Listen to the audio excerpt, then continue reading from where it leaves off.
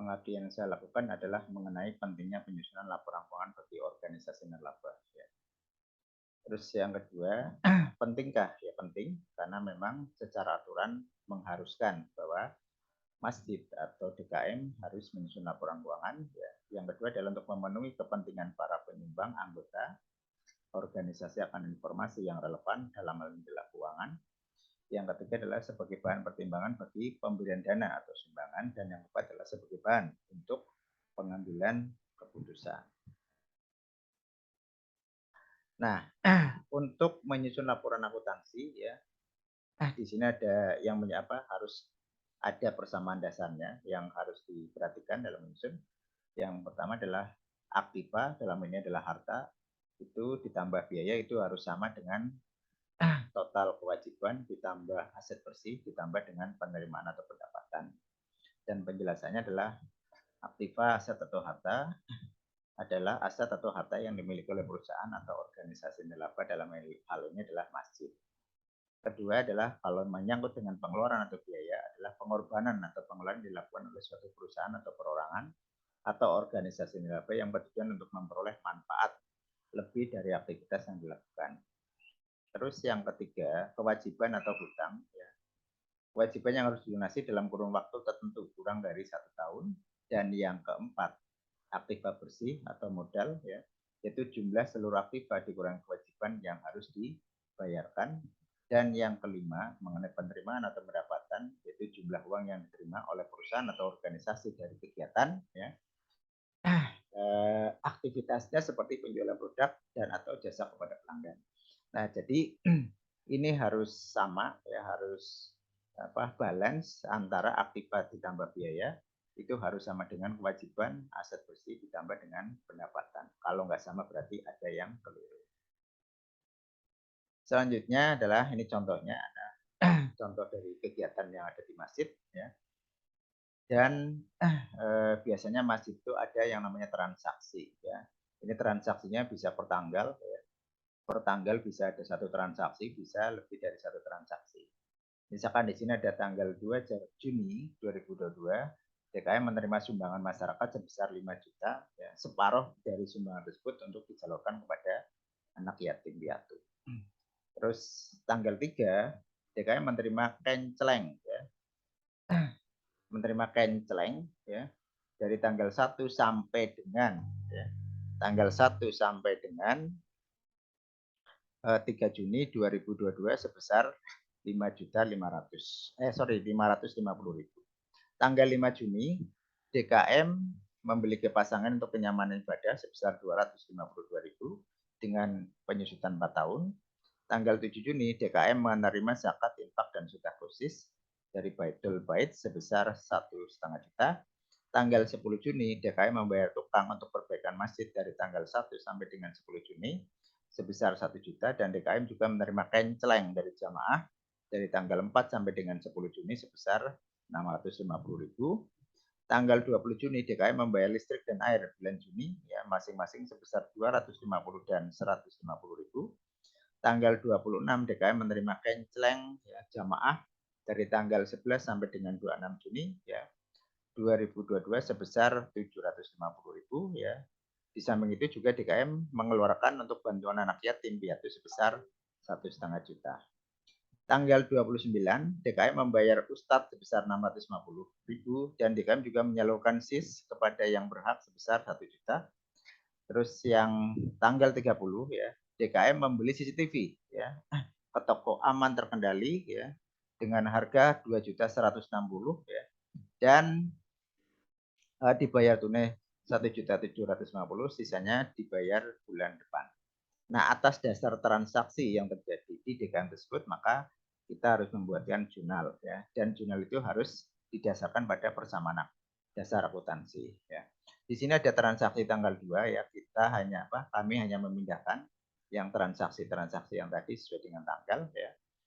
Tanggal 2 Juni DKM menerima sumbangan masyarakat sebesar 5 juta, separuh dari sumbangan tersebut disalurkan kepada anak yatim piatu. Analisa dasar yang harus dimiliki oleh teman-teman DKM adalah, ya, dengan adanya sumbangan berarti asetnya, ya, berupa kas itu bertambah, sementara, ya, sumbangan ya atau pendapatan ya tanpa pembatasan, artinya boleh digunakan untuk apa saja, itu juga bertambah sebesar 2,5 juta.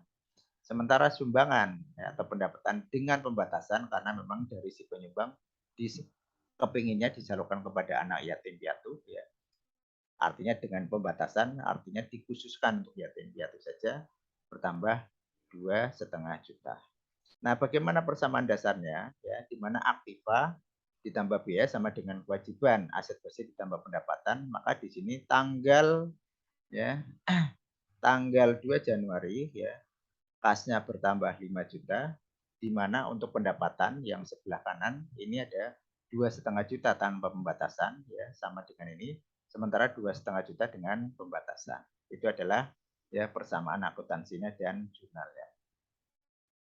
Berikutnya tanggal 3 Juni DKM menerima kenceleng dari tanggal 1 sampai dengan 3 Juni sebesar 550.000. Nah, analisa dasar yang harus dilakukan oleh teman-teman di DKM yaitu ya kas ya atau asetnya bertambah ya sebesar 550 ya karena kita menerima uang.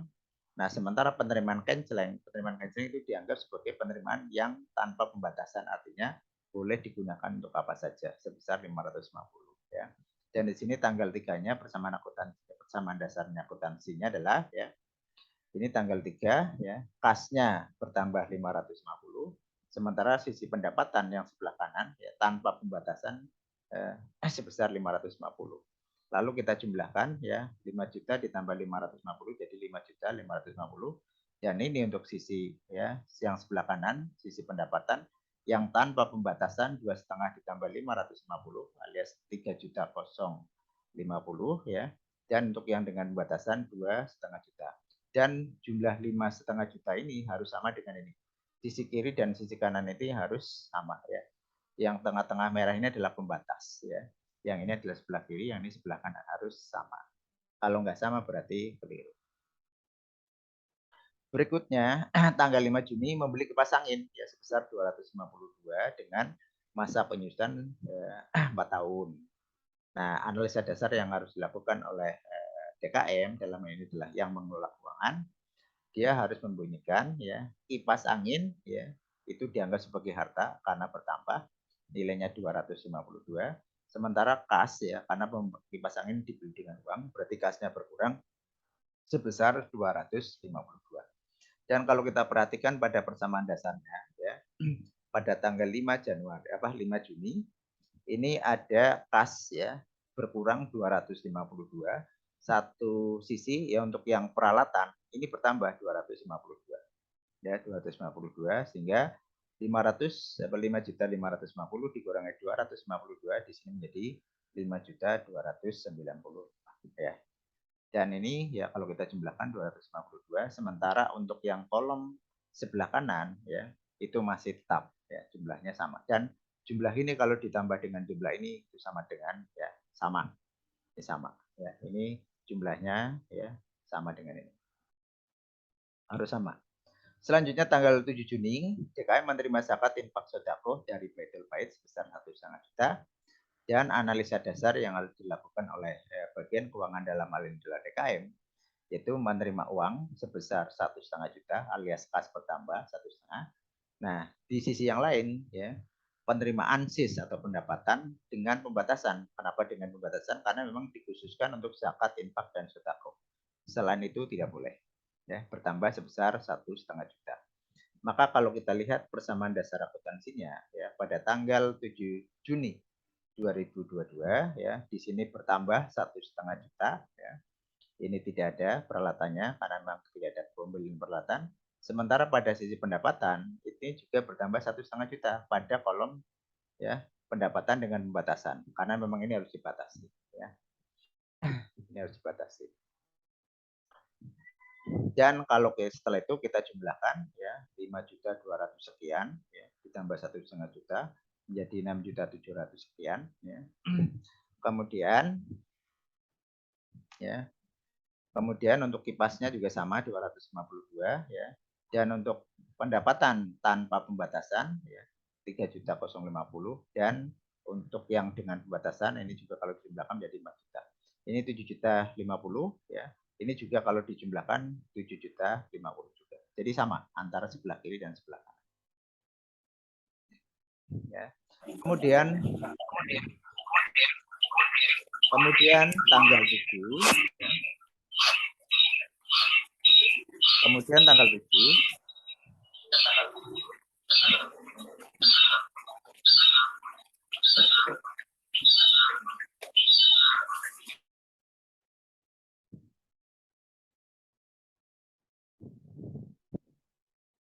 Oke, saya lanjut ya.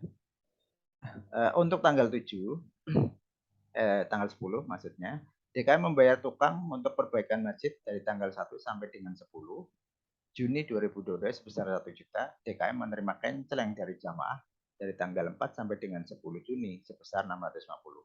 Di sini ada dua transaksi. Yang pertama transaksi membayar perbaikan masjid ya. Terus yang kedua adalah menerima kenceleng ya. Maka jurnal yang dibuat adalah ya yang dianalisa oleh teman-teman DKM yaitu pengeluaran ya atau perbaikan renovasi masjid. Ini adalah biaya bertambah, artinya ada biaya yang harus dikeluarkan sebesar 1,5 juta dan sisi yang lain kasnya berkurang ya karena pada saat kita bayar perbaikan ya, tentu mengeluarkan kasnya berkurang 1 juta. Nah di sini akan muncul ya di sini akan muncul kasnya 1 juta ya berkurang sementara di sini renov atau biaya perbaikan sebesar 1 juta ya. Jadi renovnya bertambah tapi kasnya berkurang. Terus kejadian yang kedua adalah ya ada penerimaan kas ya dari aktivitas canceling tadi sebesar 650. Sementara untuk yang sisi yang lain yaitu ada pendapatan ya tanpa pembatasan artinya boleh digunakan untuk apa saja bertambah 650 ya. Jadi di tanggal 10 itu ada dua kejadian ya. Kejadiannya adalah ya, satu mengenai pembayaran renov, yang kedua adalah penerimaan canceling ya sebesar 650. Ya. Dan jumlahnya ini harus sama terus. Ya. Jangan sampai tidak. Kemudian ya, pada tanggal 20 Juni 2022 DKM membayar listrik dan air ya bulan Juni 2022 masing-masing sebesar 250.000 dan 150.000. Atas dasar pengeluaran ini, maka ya analisa dasar yang harus dilakukan oleh teman-teman DKM adalah adanya pengeluaran listrik dan air ya, dan ini adalah biaya ya bertambah biayanya yang untuk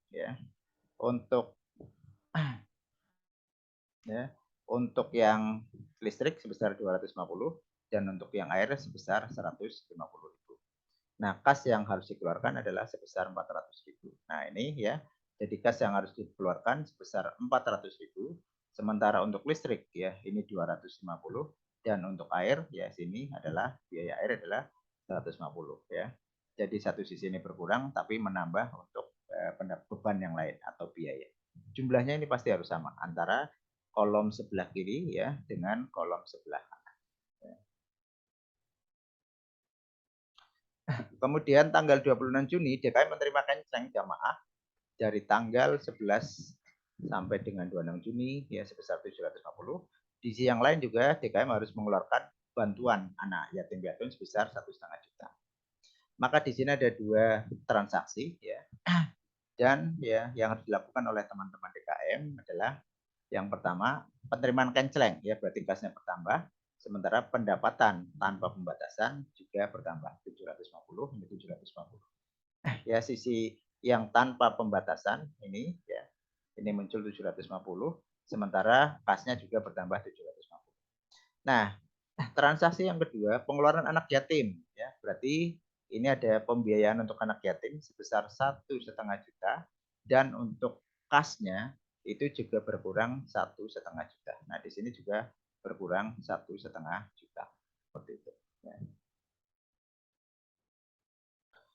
Nah, kemudian tanggal 29 Juni membayar Ustadz 650 juga menyalurkan SIS kepada yang berhak sebesar 1 juta. Di sini juga ada dua transaksi. Atas dua transaksi tersebut maka kita harus ya mengurangkan atau menambahkan pendapatan kas ya. Di sini ada pengeluaran ya Ustadz ya atau biaya sebesar 650. Di sini ada Ustadz ya, ini 650. Sementara untuk kas ya juga berkurang karena untuk bayar rusa tadi sebesar 650. Nah, untuk transaksi yang kedua ada pengeluaran SIS ya. Berarti ada SIS di sini ya, enggak ke ini di bawah. Itu sebesar 1 juta, sementara kasnya juga berkurang sini ya, kas juga berkurang 1 juta. Ya.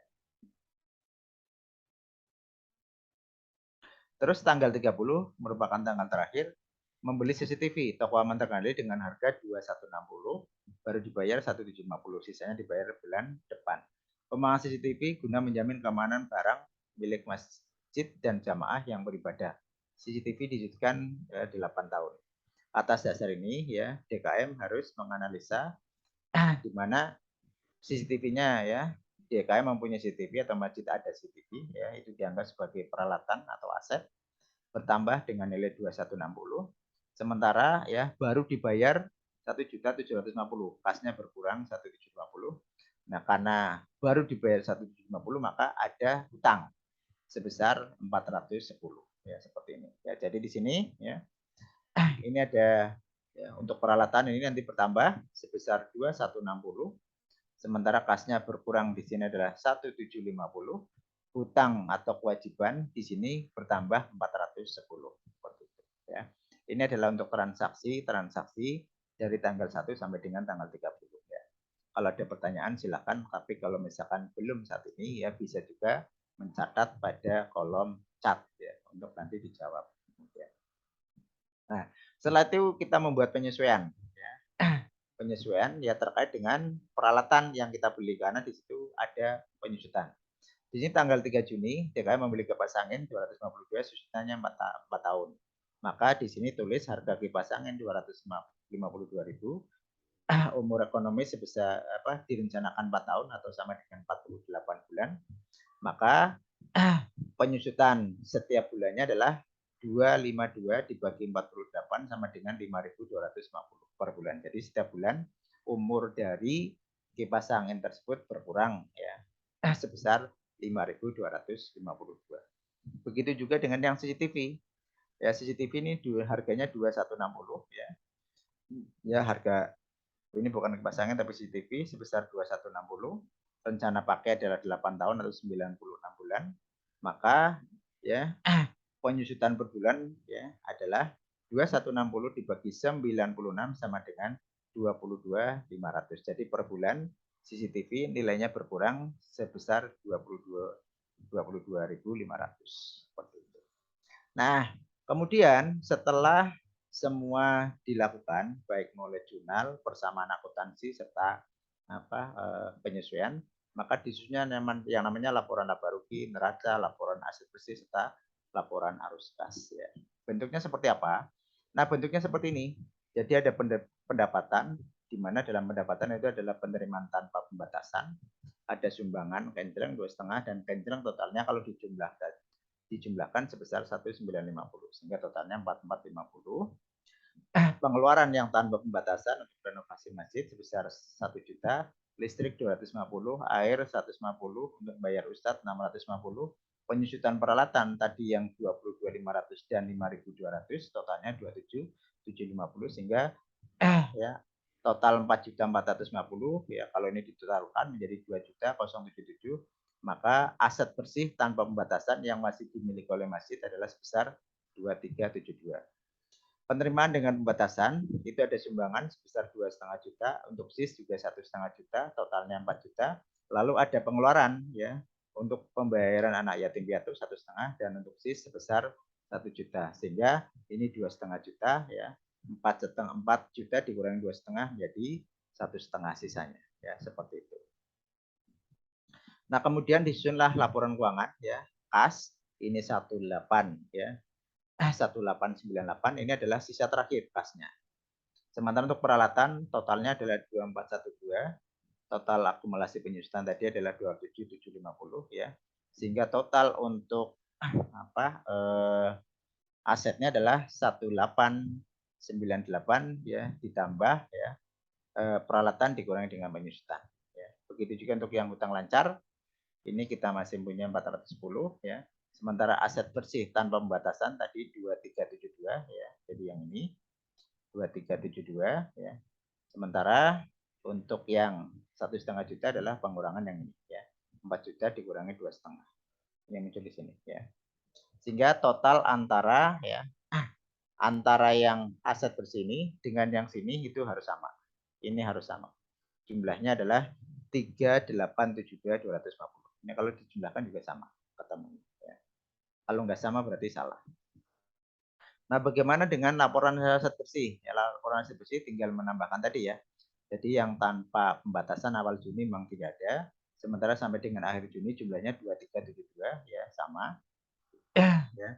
Untuk yang dengan pembatasan awal Juni adalah sekian ya, tidak ada. Dengan pembatasan akhir Juni adalah 1,5 sehingga ya 2372 ditambah 1,5 jadi 3,8 tadi ya. Jadi sama. Ini sama persis dengan ini ya. Ya, ini tambah ini ketemunya ini. Nah, kemudian bagaimana dengan laporan arus kas? Laporan arus kas adalah melaporkan kas masuk dan kas keluar ya. Di mana ada kas masuk totalnya adalah 8.450, sementara kas keluar ya totalnya adalah 6.552 ya. Nah, ini dikurangi dengan ini ketemunya harus sama dengan kas ya. Ketemunya harus sama dengan ini 1898. Kalau nggak sama berarti keliru. Ya. Demikian untuk kegiatan pengabdian ini yang dapat saya sampaikan ya. Kurang lebihnya mohon maaf ya. Jika ada yang perlu ditanyakan dipersilakan. Monggo kalau ada pertanyaan, kalau tidak ada ya kita lanjut. Berarti kita cukupkan maksudnya ya pertemuan kita sampai di sini karena memang materinya sudah cukup. Monggo kalau ada yang tanyakan.